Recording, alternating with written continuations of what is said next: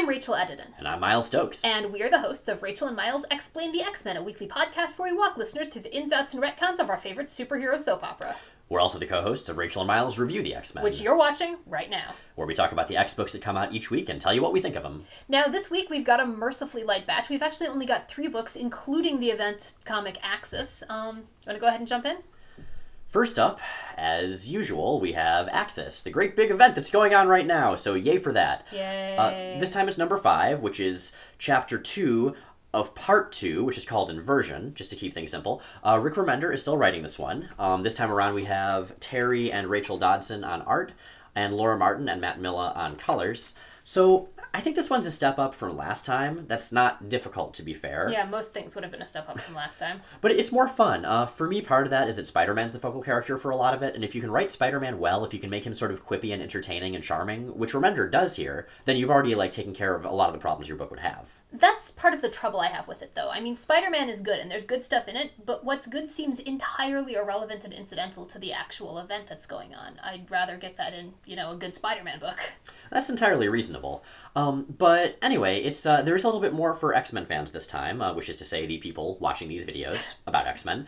The X-Men show up being led by their new kind of savior messiah figure, Apocalypse. And we should point out that at this point what's happening narratively is that all of the heroes have taken to acting in what they see as total self-interest. And the X-Men have basically figured the humans are going to screw us no matter what. We're just going to dive in and do the mutant supremacy deal. And who better to lead than Apocalypse? And actually, if you read interviews with Remender, and in fact it's straight up stated in one of the lines of dialogue in this book, what we're looking at here is an inversion of Dungeons and Dragons 9-factor alignment. We have, lawful good going chaotic evil and all that stuff.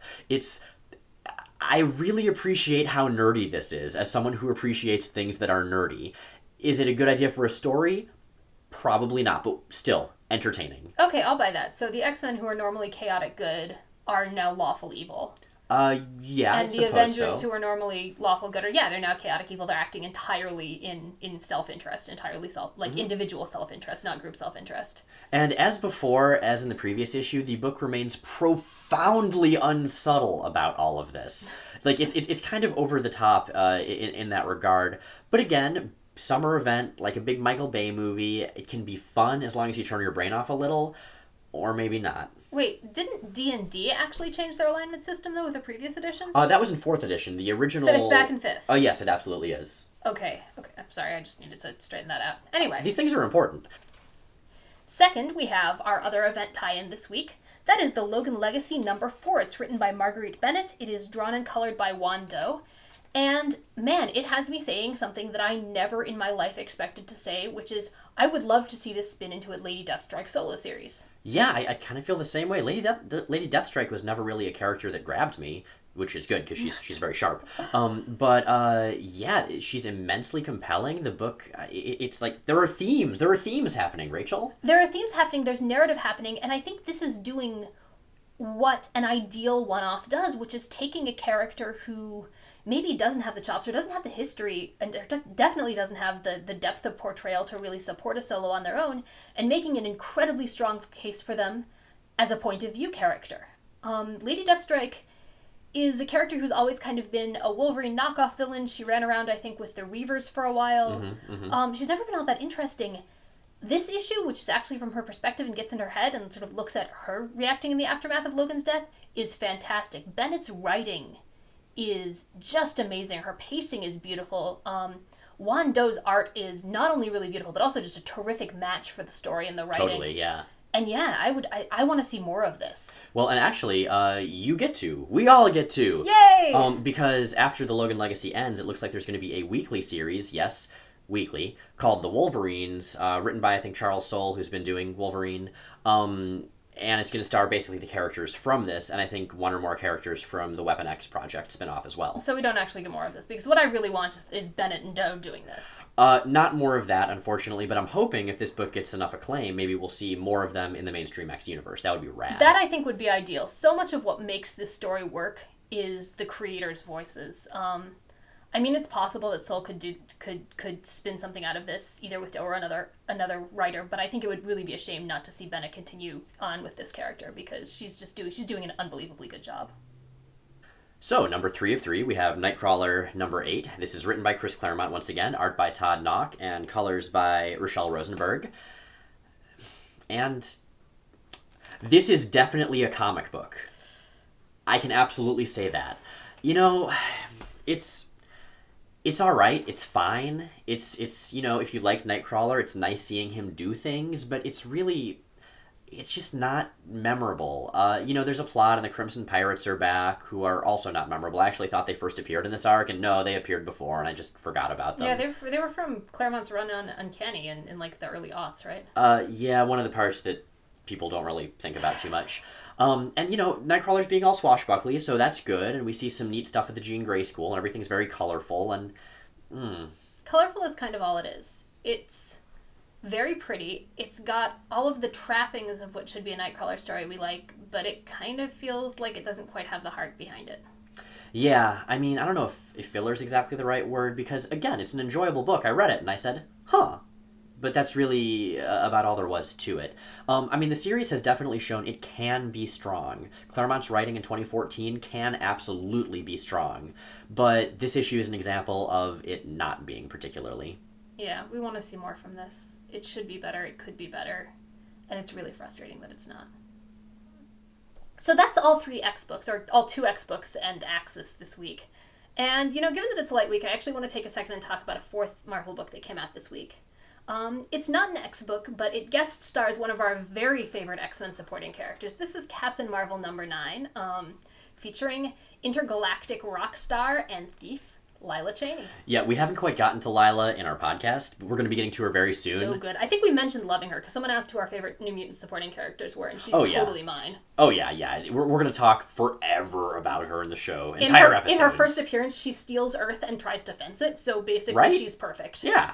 And this is also a really excellent issue. It is written by Kelly Sue DeConnick, continuing her superlative run on the book, drawn by David Lopez, colored by Lee Luffridge, and if you haven't been following Captain Marvel, but you're a Lila Cheney fan, it's also a pretty good sort of one-off story. It's a good place to dive in and not necessarily get a feel for the standard tone of the book, because it's very much its own animal, but get a feel for some of the sense of fun that's permeated it and the voice that's made this such a standout as a series. Yeah, if you like royal duels, crazy politics, awesome hair, and an issue almost entirely done in rhyme for Sirius. You know, they've done that before. When? The Trial of Lockheed. That's a very good point. Yeah. That's a very good point. We're professionals. This is much better. This is if you've read The Trial of Lockheed, this is good. It's fun stuff. But that being said, if you do like this issue and you want a more representative issue of Captain Marvel, it might be good to get a second one. Even so, it's hard to go wrong with Kelly Sue DeConnick. It's hard to go wrong with Carol Danvers. And it's really, really hard to go wrong with Lila Cheney. Okay, so that's 3 books down, even with a bonus one thrown in. Rachel, what's our favorite? Our issue of the week this week, I don't think there's really any question, is the Logan Legacy number 4 by Marguerite Bennett and Juan Doe. It's a great comic. It got us interested in a character who neither of us has ever really seen much in narratively. And it's also just a really, really good example of the medium done right, of integration and pacing visually, and in terms of the intersection of visual and textual narrative. Bennett and Doe are a terrific creative team, and I would love to see more from the two of them working together, and I'd especially love to see the two of them tackling this character again. With that out of the way, I mean, what do you think is our panel of the week? There are some in this that I would really go to right off. One page in particular. That being said, okay, so let me explain this a little bit first. Sometimes you'll have a perfect fusion of text and visuals that just embodies a concept, that just sums up, that just distills down the book, the story, the tale that it is a part of. Occasionally, everything just comes together and makes sense. This is going to be from Axis, isn't it? Behold. Actually, wait a minute. Can we, Rachel, can we scratch the top left part out? That's not really relevant. I think it takes away from the purity. Okay. Yeah, it's not going to be pretty. Okay, so here we go. Behold. That's quite a panel. Yeah, well, what? Do you have something better? Yeah, but I can't quite look away. That's really not subtle. Axis is not subtle. This panel is not subtle. Therefore, it's exactly what it should be. It's perfect. That could be the cover and every page, and we would have like the same concepts. It'd be great. So maybe we could just have that panel instead of the entire rest of the event. We could just have that and just be done. I'm okay with that. Maybe that'll get it out of Remender's system, out of Marvel's system. Because seriously, like, what more is there to say? All right, I will see and raise this particular page from Logan Legacy number 4, which may not pack quite the concise punch of your choice, but I think it's just a really, really beautiful example of comics pacing and integration of text and art done right. Yeah, that's really pretty. I love the diagonal panels there. I love the sort of change in each one, and God, I love the colors also. This book has beautiful colors. Oh my god, the colors are fantastic. Doe's art in general, and I know we already reviewed this, but I kind of want to go back to it anyway because it's so good, is really stylized, and it's something that wouldn't work for every character or every story, but man, for Lady Deathstrike, it is perfect. Mm-hmm. Like, after seeing this, I can't imagine another artist drawing this story. That's a good one, but nonetheless, behold. So, you get that one out of your system? Almost. One more time? Behold. Oh, yes. Okay, I'm good now. I'm good. All right, you want to take it home? Right, okay. So, yes, thank you all very much for watching. Please also check out our podcast, Rachel and Miles Explain the X-Men. New episodes go up every Sunday at rachelandmiles.com, on iTunes, and on Stitcher. This week, we're going to be seeing more of Rogue's Acclamation to the X-Men, the exquisite Barry Windsor-Smith issue Life Death, so and good. Some bonus time travel. Hey, gotta love it. These videos and really everything in the world and all of existence from the dawn of time until its end are made possible by our wonderful Patreon subscribers. You guys are rad. Thank you all from the very bottom of our mutant hearts. I feel like I should also point out that we're coming up on what is right now our last milestone goal, which involves doing t-shirts of the month. So if you've been holding off on dumping in and pledging, now might be a cool time to do that. You can get rad new t-shirt before the holidays. I don't know if it would be in time for the holidays, but it would go up before the holidays. We would really be grateful is the important part. You could give people the idea of the t-shirt for Christmas. Just like in a little thought bubble, you just pick it up above your head and you hand it to them, and it works really well. And it doesn't take up any closet space. Or inventory space if you're into that kind of thing. So, you know how it works. Anyway, yes, we will see you guys next time when we have like 1 million X books to cover because Marvel does not believe in evening things out. We will survive. We will persevere. We're here for you.